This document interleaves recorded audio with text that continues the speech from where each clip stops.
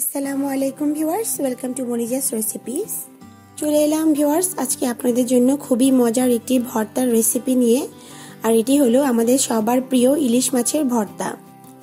আসছে সামনে পহেলা বৈশাখ, আমরা সবাই কিন্তু কম বেশি ইলিশ ভাজা দিয়ে পান্তা খেয়ে থাকি, কিন্তু আমরা কি এটা জানি যে ইলিশ ভর্তা দিয়ে কিন্তু পান্তা আরো বেশি মজা। এটা শুধু গরম ভাত দিয়ে নয়, পান্তা ভাত দিয়েও আমরা খেতে পারি। চলুন ভিউয়ার্স আর দেরি না করে আমরা এই দারুণ মজার ইলিশ মাছের ভর্তার রেসিপিটা দেখে আসি।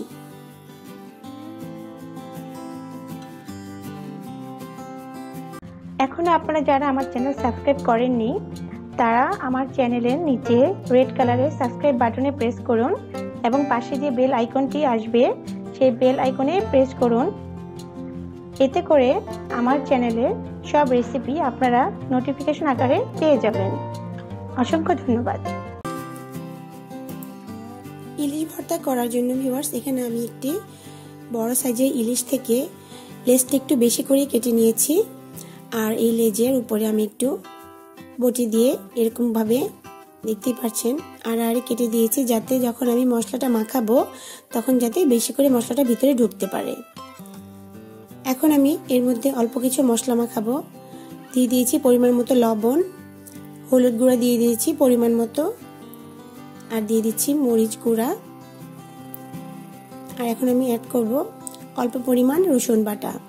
এই রসুন বাটাটা দিলে ইলিশের টেস্টটা আরো বেশি বেড়ে যায়, এটা দেওয়ার চেষ্টা করবেন। এখন আমি খুব ভালোভাবে মশলাগুলোকে ইলিশ মাছের এই লেজের অংশটাতে মাখিয়ে নিব দুনো পাশে। আপনারা চাইলে গোটা পোড়া ইলিশ মাছটা দিয়েই ভর্তা করতে পারেন, কোনো সমস্যা নাই। আমি নর্মালি লেজটা দিয়ে করে থাকি, লেজটা একটু বড় করে কেটে নিলে হয়ে যায়। মাখানো হয়ে গেলে এটাকে আমি 10 মিনিট পর্যন্ত এভাবে ম্যারিনেট করে রেখে দিব। তারপর এটাকে আমি সরিষার তেলে ভেজে নেব। 10 মিনিট পর ভিউয়ার্স আমি এখানে প্যানে পরিমাণ মতো সরিষার তেল দিয়ে নিয়েছি। এখন আমি এই মাছের লেজটাকে ভেজে নিচ্ছি। এই লেজটা দিয়ে যতটুকু ভর্তা হবে অতটুকু দিয়ে 5 থেকে 6 জন খুব ভালোভাবে খেতে পারবে। খুবই অল্প আছে, আস্তে আস্তে এটাকে মচমচে করে ভেজে নিতে হবে। হালকা করে কখনো ভাজবে না, তাহলে কিন্তু ভর্তাটা ভালো লাগবে না। একদম মচমচে করে ভেজে দিতে হবে।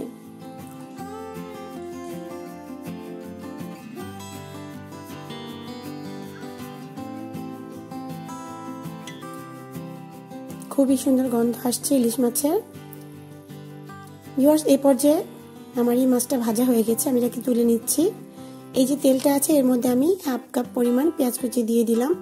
আমি কিন্তু এই পেঁয়াজ কুচিটাকে একদমই ভাজবো না, জাস্ট তেলটা ভরানোর জন্য 1 মিনিটের মতো একটু নাড়াচাড়া করে নামিয়ে নিব।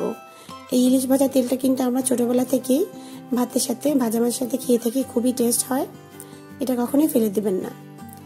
আমি লেজটাকে খুব ভালোভাবে বেছে নিয়েছি আমি কিছু ধনেপাতা কুচি, আর নিয়েছি আমি সেই পেঁয়াজটা যেটা আমি তেল দিয়ে নামিয়েছিলাম। আর এখানে আমি 2টি লাল মরিচ চুলার আগুনে পুড়িয়ে নিয়েছি, আপনারা চাইলে তেলেও নিতে পারেন। আমার মরিচটা অনেক ঝাল, আর এমনিতে আমি মরিচ গুঁড়া ইউজ করেছি মাছে, তাই আমি এক্সট্রা আর কোনো মরিচ নিচ্ছি না। 2টো মরিচ দিয়ে আমার ভর্তাটা খুব ভালোভাবে ঝাল হবে। আপনারা চাইলে আরো বেশি মরিচ দিয়ে করতে পারেন, কোনো সমস্যা নেই।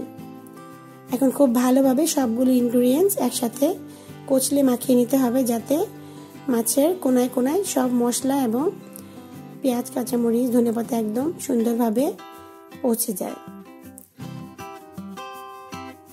হয়ে গেছে ভর্তাটা মাখানো ভিউয়ার্স। এখন আমি এটাকে সার্ভ করব গরম ভাত দিয়ে খাওয়ার জন্য। হয়ে গেল ভিউয়ার্স দারুণ মজার ইলিশ মাছের ভর্তা।